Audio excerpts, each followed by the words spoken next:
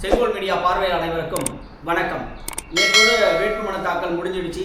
இன்னையிலிருந்து அனைவருமே தங்களுடைய தேர்தலுடைய பிரச்சாரங்களை மிக விரைவாக ஒரு சூறாவளி பிரச்சாரத்தை மேற்கொள்ளவிருக்கின்றார்கள். இந்த வகையில் பார்த்தீங்கன்னா திராவிட மாடலுடைய முதலமைச்சர் திரு மு.க. ஸ்டாலின் அவர்கள் பார்த்தீங்கன்னா பிரச்சாரத்தில் கொஞ்சம் தொய்வு ஏற்பட்டிருக்குன்னு கூட நம்ம சொல்லலாம்.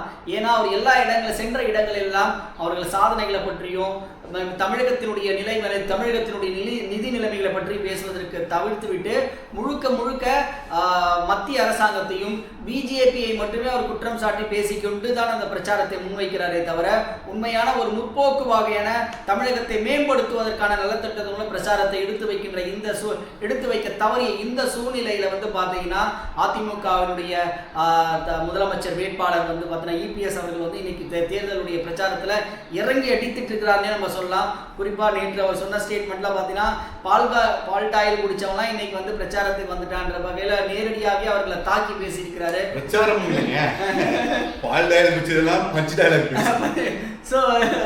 அந்த பால்டாயில் குடிச்சதெல்லாம் பஞ்சு டைலாக் பேசுது. அவர் ஒரு நடிகையை கல்யாணம் பண்ணி கொடுக்க சொன்னாரு. அது சின்னது கொடுக்கல, உடனே அவர் சூசைட் அட்டன் பண்ணார்.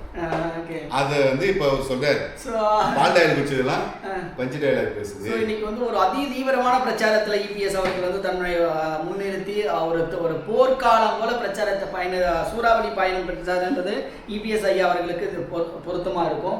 என்ன நடந்துட்டு இருக்கு சார்? என்ன கலவரம்? போர்க்களம் தான், சண்டை தான், பல்முனை போட்டி வேற. அது ஏற்கனவே ஜெயலலிதா எப்படி இறங்கி அடிச்சாங்களோ அதே மாதிரி இப்ப இபிஎஸ் இறங்கி அடிக்கிறார். இததான் அதிமுக ரொம்ப காலமா எதிர்பார்த்து இருந்துச்சு. என்னடா வளவளா கொலகொலான்னு இந்த மிச்சர் தின்றவனா கூட கூடிக்கிட்டு இவரு மிச்சர் மாதிரியே இருக்கிறாரு.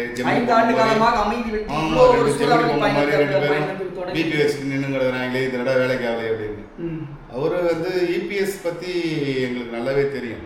நீங்களே கூட ஒரு தடவை என்கிட்ட கேட்கும்போது நான் சொல்லியிருந்தேன், வெயிட் பண்ணுங்க, தேர்தல் நெருங்கட்டும், அப்புறம் பாருங்க அவருடைய ஒரிஜினல் பேஸ் தெரியும்னு ஒரு தடவை உங்கள்கிட்ட சொன்ன ஞாபகம் இருக்கா? நீங்க கூட என்கிட்ட கேட்டீங்க, என்னங்க இபிஎஸ் இப்படியே இருக்காரு அப்படின்னு. தேர்தல் கிட்ட வரும் பாருங்க, அவருடைய ஒரிஜினாலிட்டி தெரியும். அவரு இறங்கி அடிக்க ஆரம்பிச்சிட்டாரு. அவரு கிட்டத்தட்ட 47-48 வருஷமா அவர் அரசியல் இருக்காரு. அவர் ரொம்ப பொறுமையான ஒரு மனிதர், நல்ல மனிதர். ஆனால் ஒரு அளவுக்கு மீறி அந்த மாதிரி பெருந்தன்மையான ஆட்களை சீண்டக்கூடாது. சீண்டோம்னா அவங்க அவங்களுக்கு இன்னொரு ஃபேஸ் இருக்கும், அதை அவங்க காமிக்க ஆரம்பிச்சிடுவாங்க. நம்முடைய ஏஜ் என்ன, நம்முடைய லெவல் என்ன, அதுக்கேற்ற போல தான் நம்ம ஒரு பேசுகிறதோ போகிறதோ இருக்கும். நம்ம ஏஜை மீறி நம்ம பேசக்கூடாது, நம்ம லெவலை மீறி நம்ம பேசக்கூடாது. இது ரெண்டுத்தையுமே அவர் கிராஸ் பண்ணிட்டார். யார்? பால்டாயில். அதுதான் பிரச்சனை. நம்ம இன்று முதல் அவருக்கு பால்டாயில் என்ற பட்ட பேரை அழகாக சொல்லிருக்கோம், சின்னதுக்கு. அவரே சொல்லிட்டாரு, தலையே சொல்லிடுச்சு. அதனால பால்டாயில் என்ன பண்ணிட்டாரு, அவசரப்பட்டாரு. நல்ல பேர் என்ன அவங்களுக்கு நல்ல செட் ஆகுது. கட்டுமரம் சுடலை பால்டாயில் நல்லா கட்டுமரம்னு அவர் தனத்தானே பேர் வச்சுட்டாரு. இவர் வச்சார் சுடலை. தமிழில் இதுக்கு என்ன பேர் அப்படின்னு கேட்டு இவங்க வச்சாங்க. அதுக்கு நம்ம ஆள் இப்போ பால்டாயில் வச்சிட்டாரு. அங்கே அவரை பப்புன்னுவாங்க, இவரை பால்டாயின்னு சொல்லுவாங்க. ரெண்டு சின்னதுமே பப்பு பால்டாயில். கரெக்டாக இருக்கு. இறங்கி அடிக்கிறார், நம்மளால இறங்கி அடிக்கிறாரு. அவருக்கு அதாவது தைரியம் எங்கிருந்து வரும் ஒரு மனிதனுக்கு? பல்வேறு சூழ்நிலைகள்ல வரும். வெற்றி பெற்று விட்டுருவோம். கரெக்டா பிடிச்சிக்கணும், கரெக்டா பாயிண்ட் கொடுங்க. 100% வெற்றி பெற்று விடுவோம். இப்போ என்ன நம்ம கிட்ட குறையுதோ அதை கிளியர் பண்ணி கொண்டு போக வேண்டியதுதான். வெற்றி பெற்று விடுவோம். எப்போது திருமாவர்கள் தனியா நான் இங்க நிக்கிறேன்னு சொன்னதோ, அதுக்கப்புறம் நிக்கலன்னு சொன்னதோ, தன்னுடைய கட்சிக்காரங்களுக்கு கொடுக்காம ஒரு மாற்று கட்சிக்கு அந்த தொகுதியை நீ எடுத்துக்கோன்னு சொல்றதோ, இது எல்லாமே ஒரு ஆழ்ந்த கணக்குகளுக்கு உட்பட்டு பார்க்கும்போது இன்டெலிஜென்ஸ் ரிப்போர்ட் என்னங்கிறது இவங்களுக்கு தெளிவாக தெரிஞ்சு. இவங்க ஆட்சி செய்யும் போதும் இன்டெலிஜென்ஸ்ல இருந்தாங்கல்ல, இவங்களுக்கு ரெகுலரா ரிப்போர்ட் கொடுத்தவங்க இருக்காங்கல்ல. அப்போ அவங்களும் சொல்லியாச்சு, என்னப்பா இன்டெலிஜென்ஸ் ரிப்போர்ட், சென்ட்ரல் கவர்மெண்டோட இன்டெலிஜென்ஸ் அது தனியாக இருக்கும். அவங்க ரிப்போர்ட் இவங்க ரிப்போர்ட் எல்லாத்தையும் கோரிலேட் பண்ணும்போது ஒரு 60 65 சீட்டு கூட திமுக வருவதற்கான வாய்ப்புகள் கிடையாது. மற்ற கூட்டணி கட்சிகள் எல்லாம் சேர்ந்தாலும் காட்டு மன்னர்களோட டெபாசிட் கூட இழப்பதற்கான வாய்ப்பு இருக்குதுன்றது மாதிரி தான் ரிப்போர்ட் போனதான் நமக்கு தகவல்கள் நம்ம தகுந்த தகவல்கள் வந்துச்சு. அதனால தான் வந்து ஒரு படத்துல சொல்லுவானே, டேய் கூப்பிட்றா எல்லாரும் நம்ம ஆளுங்கெல்லாம் கூப்பிடுறாங்க சிவாஜி காலி பண்ணுறாங்க, வெட்டுறவங்க குத்துறவங்க எல்லாம் இப்போ அவங்ககிட்ட தான் இருக்கிறான், நம்ம என்ன பண்றதுன்னு கேட்பாங்க. வந்து நம்ம ஆளுங்க மொத்த பேர் எங்க இருக்கிறாங்கன்னா விஜய்கிட்ட இருக்கிறாங்க, கேம்ஸ் பாய்லர் கிட்ட இருக்கிறாங்க. இவர் எல்லாமே விசிகாவுடைய கிட்டத்தட்ட வந்து இப்போ 100%ல கிட்டத்தட்ட 60% ஆட்கள் வந்து இளைஞர்கள் தான். விசிகாவில் எப்பவுமே இளைஞர்கள் தான் துடிப்பா இருப்பாங்க. அவங்க வந்து இப்போ விஜய் கூட இருக்காங்க. அதனால வந்து இவருக்கு வந்து அது குறைஞ்சிருச்சு. இப்போ அவர் நின்றுந்தால் இன்டெலிஜென்ஸ் ரிப்போர்ட் தோற்று போயிட்டு அதை அவங்க ஓப்பனாக சொல்லிட்டாங்க. எல்லாமே வந்து வந்து மே 4ஆம் தேதி வெட்ட வெளிச்சமாக தெரிஞ்சு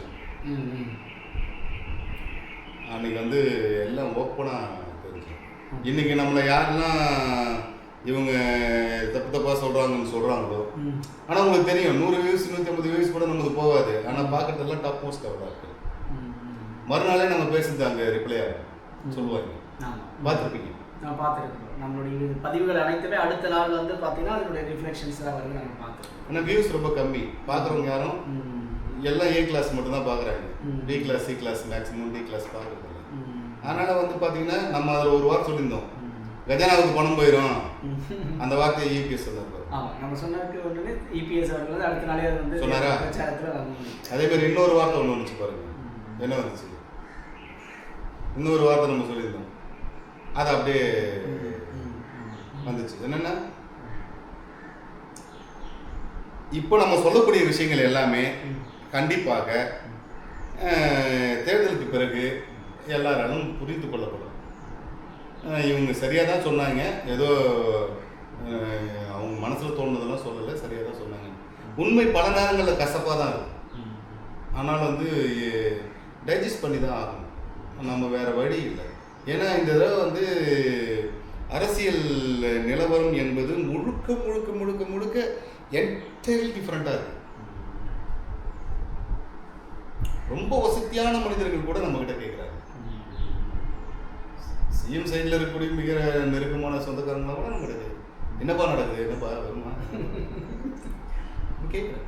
அந்த லெவலுக்கு கேட்குறேன்.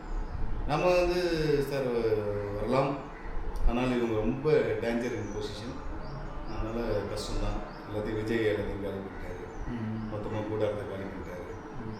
ஏன்னா உண்மையான உண்மை தான். இப்போ EPS இறங்கி அடிக்கிறாருன்னா காரணம் என்னன்னா அவருக்கு உண்மை தெரிஞ்சிருச்சு. அந்த ஃபேஷியல் ரியாக்ஷன் தெரியலையா, ஃபேஷியல் எக்ஸ்பிரஷன் தெரியலையா, கிட்டத்தட்ட ஜெயிச்சிட்ட மாதிரியான ஒரு எண்ணத்துக்கே வந்துட்டாங்க அவங்க. ADMK அவங்களுடைய ரியாக்ஷன்ஸு அவங்களுடைய ஆக்டிவிட்டீஸ் எல்லாம் பார்த்தீங்கன்னா ஜெயிச்சிட்டோம் அப்படிங்கிற அந்த எண்ணத்துக்கே வந்துட்டாங்க.